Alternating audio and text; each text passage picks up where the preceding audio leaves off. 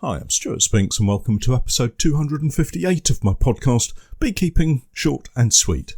Sometimes, just sometimes, you walk into an apiary, start inspecting, and as the inspections go from one hive to the next, you just keep getting luckier and luckier. Stay tuned to hear exactly what I'm talking about.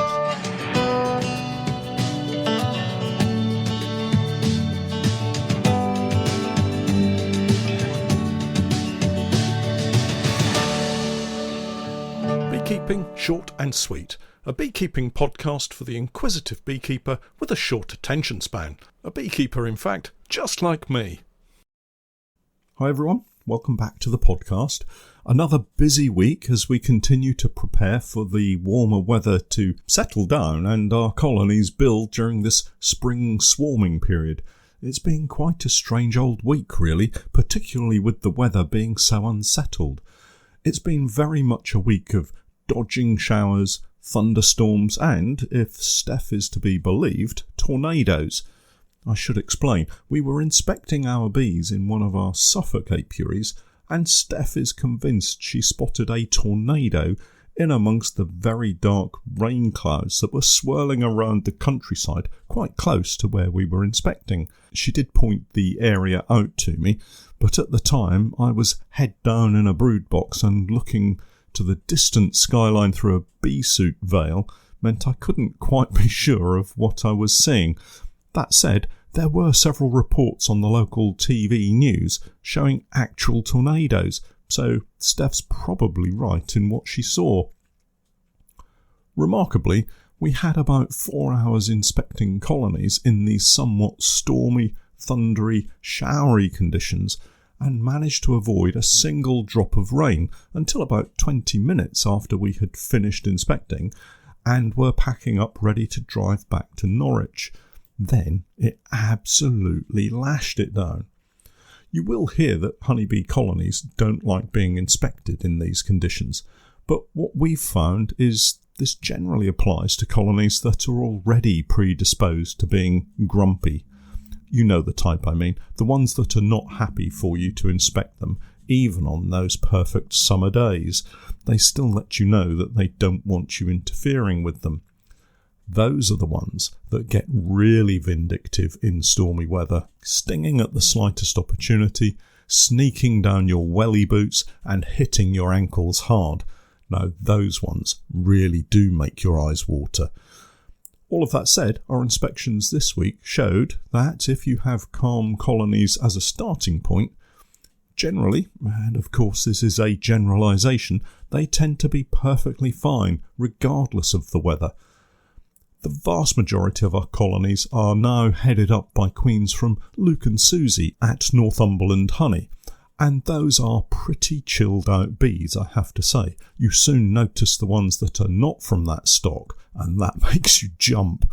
It won't come as a surprise to anyone who has kept bees for a while, but our medium to large size colonies continue to grow and develop day by day. It's very rewarding to see 4 frames of brood growing to 6 or even 8 frames of brood in a week, and emerging bees increasing the colony size dramatically. The smallest of our colonies remain small. Those on 1 or 2 frames of brood sit in a kind of hiatus state, not really doing anything, stuck in a developmental block almost. The problem for these colonies has been the incredibly variable weather, keeping it cooler a lot of the time and disrupting the smaller colonies from heading out to forage when every last bee is needed to keep that brood nest temperature high.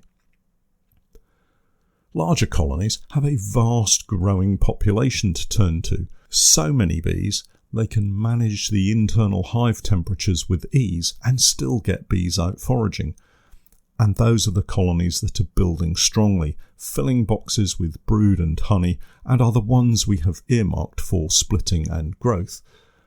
This period of variable weather has, in the past, been a surefire time for chalk brood to develop, and become somewhat problematic in a number of colonies. Yet this season, despite the conditions, we've not really seen much chalk brood at all. In fact, chatting to Steph during our short lunch breaks in between inspections, I think we decided we'd only seen 2 colonies in total with any signs of chalk brood, and those were only light infections at that.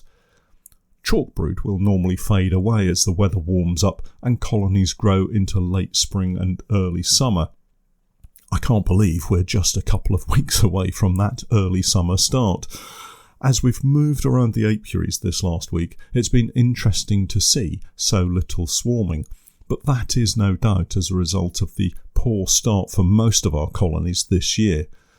Might that mean that we need to be vigilant as we pass from spring into summer, and the phase of the season when we would normally expect colonies to settle down into foraging and storing work patterns? We'll have to wait and see.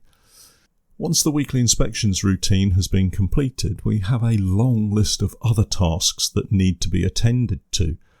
Top of the list is rewiring and waxing brood frames. We have a pallet load of frames for the Technoset hives. These are again plastic frames. They are cleaned, but not fully prepared to go back into the hives. When you take out frames from brood boxes for whatever reason, maybe they're old comb and need replacing, or perhaps they come from a colony that has died out over the winter period. However you get them to this stage, once they're cut out and washed clean, the wires in them need a little attention to start with, as most of them will have sagged a little when the wax has been cut out, and in some cases will actually break and need replacing completely. I'm currently spending my spare time sat at the desk assessing and repairing these frames so we can get fresh wax into them. For anyone just starting with your beekeeping, you're probably wondering what on earth I'm talking about, as the usual route with brood frames is with frames that take wired foundation. The frame is partially dismantled and the wired foundation inserted, the top bar wedge reinserted and nailed in place. Pretty straightforward really, and one that most beginners will start with, I suspect. But there is another way. The wire is fitted into the frame instead of the foundation, and the wax inserted into a groove in the top bar, laid on a flat surface so the wax touches the wires in the frame, and then an electrical current is passed through the wire, causing it to heat up and melt the wax.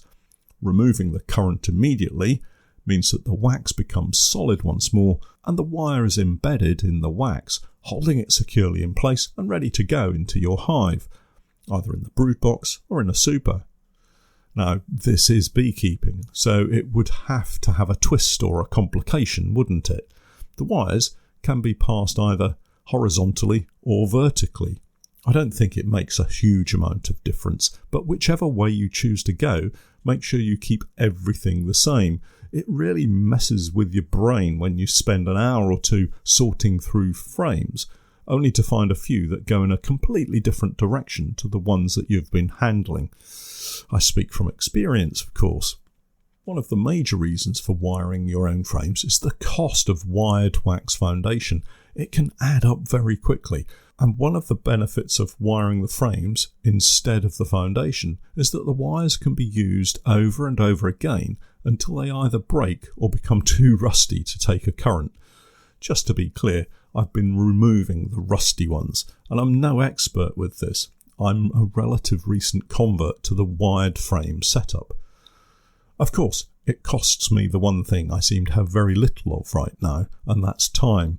It is relatively time consuming, especially when it's a job that could and should have been done a couple of months ago. Oh well, we'll get there. I wanted to talk through some more of my inspections this week. I've been getting lucky again, and that was just today, as I was helping out our association apiary with a few inspections, and we got really lucky. For those members of the Norwich and District Beekeepers Association that helped me out, my thanks and appreciation for getting the job done so swiftly. It was a bit chilly, wasn't it? Let me explain today's little situation and explain how we became so lucky. The association apiary is still very new to everyone, and we only have a small number of colonies to play around with. So on Saturday, we had a very high new beekeeper to experienced beekeeper ratio. It wasn't really my plan to stop and lead an inspection. I was really only there for the cake. That being said, I'm not going to miss up an opportunity to get into a hive and see what's going on. So I chose a group where we had 2 colonies, well, one colony split into 2. I say split into 2, it was originally an artificial swarm where the queen couldn't be found. It turns out she couldn't be found because she must have swarmed. The one brood box had a single drawn frame and queen cells on it, and the other split had the remaining frames and apparently no queen cells. So last week, a frame of eggs was added by other members of the association. Stay with me, it will all become as clear as mud shortly. The original split, the one with the single frame, had several mature queen cells. So mature, in fact, that when I peeled away one from the frame, a virgin queen popped out and started walking around on her unsuspecting beginner beekeeper's hand. This happened a second time. I dashed off to the truck to get a couple of queen cages, and we closed the hive back down to leave one unopened queen cell. She was bound to emerge within a day or so, as all the others were absolutely ready to pop out. Here we are in front of the second part of the split. A single frame, the one added last week, with open queen cells on it, and a couple of virgin queens being held by our intrepid association members. An opportunity too good to be missed. I grabbed a couple of nuke boxes and we divided the now hopelessly queenless colony into 2 6-frame nukes, having removed the open queen cells. Then we simply opened the queen cages one at a time and ran the virgin queens into each nuke. I like to think the inexperienced beekeepers who were with me felt the enormous amount of black magic that was occurring as these virgin queens walked gently down in between the frames whilst being completely ignored by the workers that they were passing. It's one of the nicest things to see when you've got a colony that's messed up by the instructions you've been given for an artificial swarm to then accept being split and having 2 virgin queens run into them. Together with the original split that has the sealed queen cell, we could now find ourselves with 3 colonies instead of 1 failed colony. Perfect timing, and we're doing some proper beekeeping. Another 24 hours and we would probably have either lost a swarm with a virgin queen in it, or we would have lost all but one of the virgin queens, as they would have been destroyed one by one following the emergence of the first queen. I would put my money on losing a swarm, to be honest. That's how it always seems to go for me when I mess things up. All of this after last week's magnificent split of 1 hive into 6. I'm back at that apiary again soon to see how things have fared. To be honest, and please don't think bad of me, but I'm also hoping several other colonies will have thrown up some queen cells so I can split some more.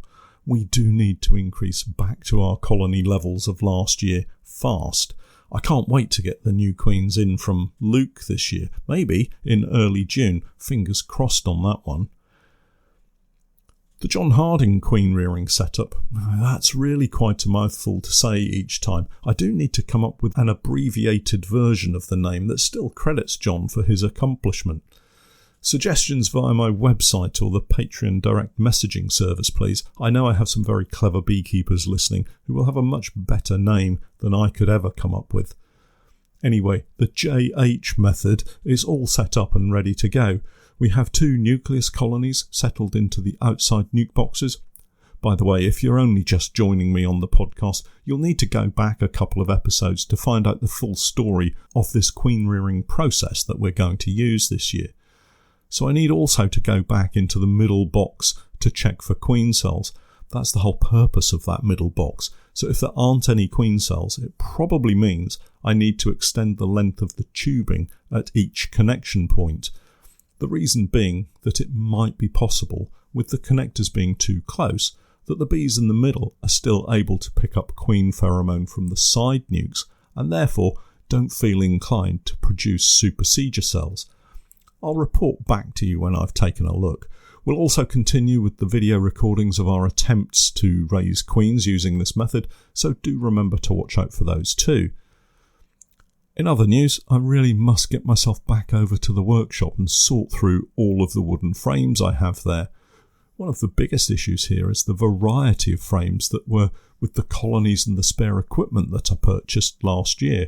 There are so many different types, and of course none of them are exactly compatible with each other.